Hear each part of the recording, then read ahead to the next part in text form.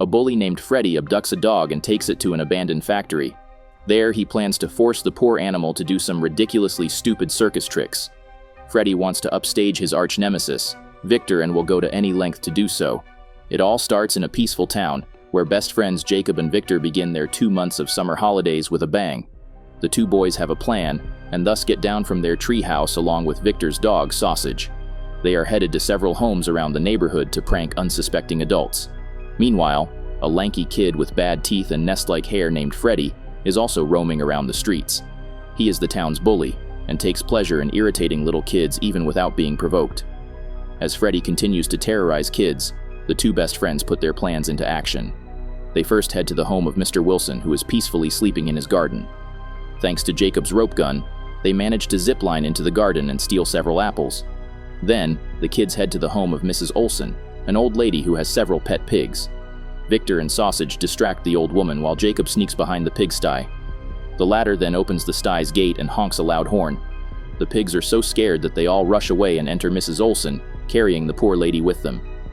After this hilarious prank, the two friends and the dog are about to head on to their next target.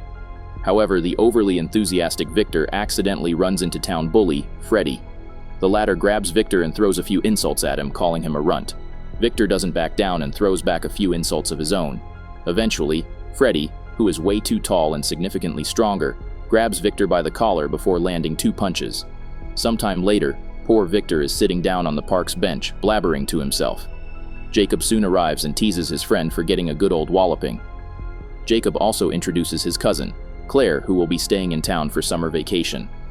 However, Jacob continues to tease his friend by pointing out that he has never been beaten by the bully. Victor replies that is because Jacob never really faces any problems and always chickens out.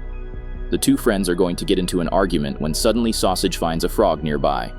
Following this, Jacob and Claire head to the treehouse while Victor puts the frog in a paper bag.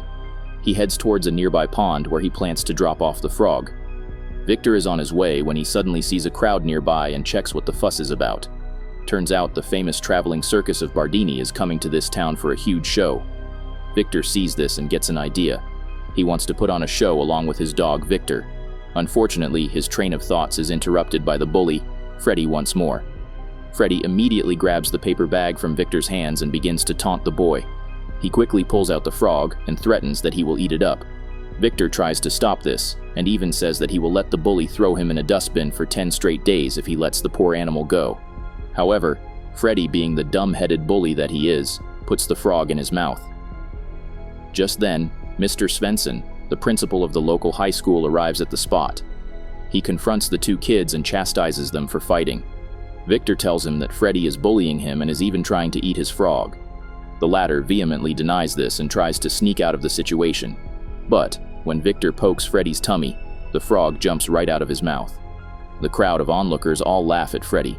Victor also uses this opportunity to rub further insult, labeling the bully as Freddy Frogface. After facing this public humiliation, Freddy chases Victor throughout the town. The latter, however, is too quick and manages to drop the frog into the pond without being caught. Freddy keeps the chase up, forcing his opponent to run away. Victor eventually gets away from the bully, but at a high price. He accidentally sneaks into the garden of Farmer Blacksmith. Known for being a tough man, Blacksmith grabs Victor and says that he wallops anyone who sneaks into his gardens. But since Victor is a little kid, the farmer throws him inside his hen coop. Blacksmith punishes Victor by giving him the task of digging a bucket full of worms for his hen. After a while, Freddy arrives at the spot and begins to taunt his nemesis. This is when the clever Victor comes up with a plan to escape. He pretends as if he is digging for a treasure that the blacksmith had buried and forgotten. He adds that the finder can keep half of the treasure, which contains gold, silver, and diamonds. Without thinking too much, Freddy immediately falls for the trick and jumps into the garden. He then hands Victor a 10-pence coin and enters the hen coop himself. Victor quietly sneaks out, having effectively trapped his enemy inside Blacksmith's garden. Shortly afterwards, the farmer comes back to check his crops when he notices Freddy. The latter has already dug a huge hole in the ground, and there are crows all over the place. Blacksmith gets incensed and spanks the boy for his mischief. Elsewhere, Claire and Jacob reach the treehouse, but it is apparent that the latter is in a bad mood. He is still mad that his best friend called him a coward for not facing Freddy the bully face to face. This becomes even more evident when Victor also arrives in the treehouse. Jacob initially refuses to talk to his best friend, still hurt by his prior insult. But Victor senses this and apologizes for his words. He then tells his friends all about the incident with Farmer Blacksmith and Freddy. Victor also informs them about the circus and reveals that he wants to participate in it along with his pet dog. Following this, Victor heads to a nearby yard to teach Sausage a few tricks. The two are practicing somersaults when suddenly Freddy appears on the spot. The bully is incensed that he was earlier tricked into a beating by Farmer Blacksmith and wants to take revenge for it. He immediately goes after Victor, who runs up a tree, fleeing for his life. Unwilling to let the matter go, Freddy also begins to climb the tree. However, since the trunk is extremely flexible, the tree bends downwards and Victor immediately gets to the ground. Freddy, on the other hand, is catapulted right on top of Blacksmith. The farmer once again wallops the bully for ruining his afternoon. Sometime later, Victor, who has once again outsmarted the bully, comes back to the treehouse. He then sits down with his friends to play various board games. The two boys are pretty confident of their abilities, but Claire beats them in every game they play. Unwilling to take one more defeat, Jacob changes the topic and asks Victor how his circus training went. The latter, however, begins to sneer and tells his friends all about how he got Freddy into trouble once more. Later, Claire asks if Victor and Sausage do have any tricks planned for their circus act. Victor, who does have a few tricks planned, tells his dog to perform one. He orders Sausage to get up on a stool and do a somersault. But, as the dog is about to land on the ground, it slips and falls on a bucket that is used to get in and out of the treehouse. He is about to fall to the ground, but the kids thankfully manage to save him in time. Meanwhile, they also notice Freddy walk past by their secret treehouse. It is obvious that Freddy's bully nature comes from having no friends to play with. That night, while everyone else is asleep, Victor is in his bed, wide awake due to excitement. He wakes up and peeps out of the window only to notice Freddy standing in the distance. He is all alone and sadly lost in his thoughts while aimlessly standing under a street lamp. All of this makes Victor feel bad for his arch nemesis. Finally, the day that the Bardini Circus arrives in town is here. The two best friends have come up with a brilliant idea to sneak away from Freddy without being noticed. Victor stands on Jacob's shoulders and they wear a long coat to pretend to be one tall adult. As always, Victor is extremely chuffed by the plan while Jacob is slightly more cautious.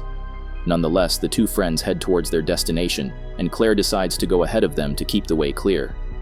Initially, the duo find it hard to move forward, getting all wobbly and unbalanced. They, however, persist forward and eventually get the hang of it. The friends are clumsily headed towards the circus when suddenly they see Mrs. Olsen out in her garden, tending to her pet pigs. Victor decides to check out the credibility of their disguise, much to the irritation of Jacob. Rather confidently, they approach Mrs. Olsen and the latter immediately starts a conversation with them. It is obvious that she has no idea who is beneath the long trench coat. After waffling about a bunch of nonsensical topics, Jacob and Victor move forward towards their destination. Claire, who had gone ahead of them, encounters Freddy on the way. She knows her friends are not far behind and immediately begins to chat with him. She compliments his pimples, yellow teeth, and bird's nest-like hair long enough for the two boys to quietly pass by. All danger seems to be averted as the boys reach the circus without being detected by anyone. This is when Victor's playful nature gets the better of him and he suggests they should bead back.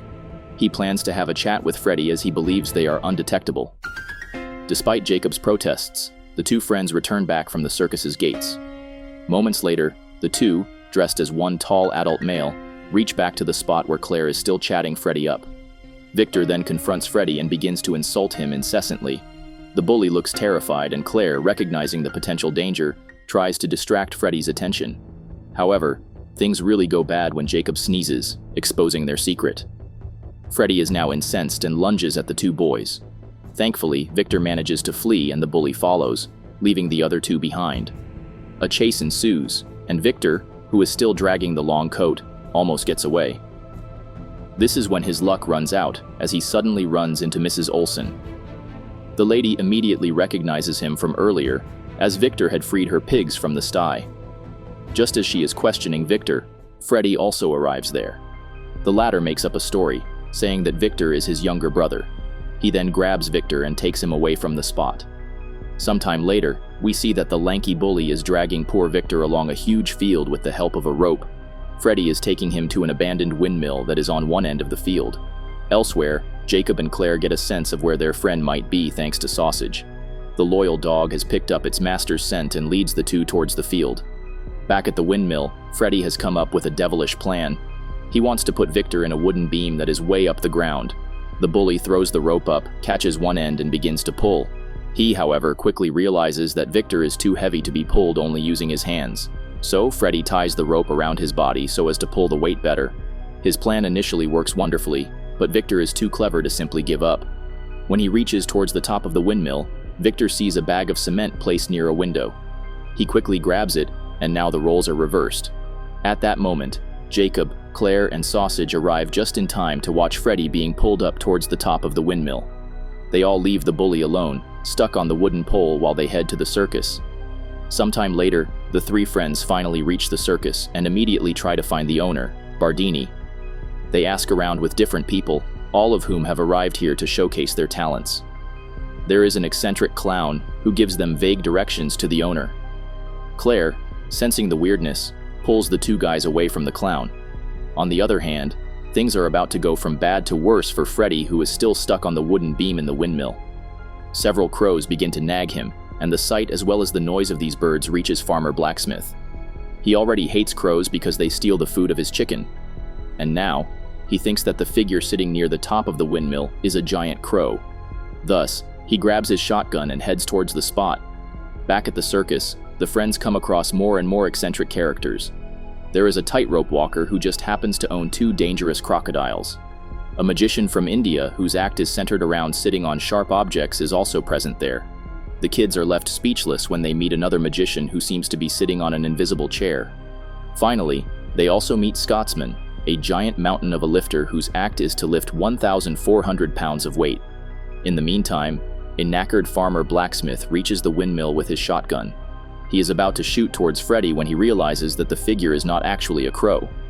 Blacksmith immediately recognizes Freddy as the boy who had previously disrupted his peaceful afternoon twice. So, he pulls the bully down and gives him a good spanking for the third time. Meanwhile, Jacob, Claire, and Victor also run into trouble at the circus. They finally find Bardini, the host and owner of the circus. Victor tells him that he wants to participate along with his dog, but Bardini gives them a reality check. It takes a ticket for each person to enter the circus. They will have to buy 3 tickets to enter and put on their own show. To raise funds for their tickets, the trio try to sell niche equipment that Jacob invented in his lab. No one even pays him any attention, let alone money. Victim does sell their spider glasses to the eccentric Joker from earlier, but the latter pays him with a prank coin rather than real money. Disappointed, Victor is returning back to his friends when suddenly he sees several children playing with a giant cannon. He shoos them away, which earns him respect from the grandest and biggest performer in the circus, Mr. Cannonball. The latter promises to give Victor 3 tickets if he looks after the cannon while he makes his special gunpowder.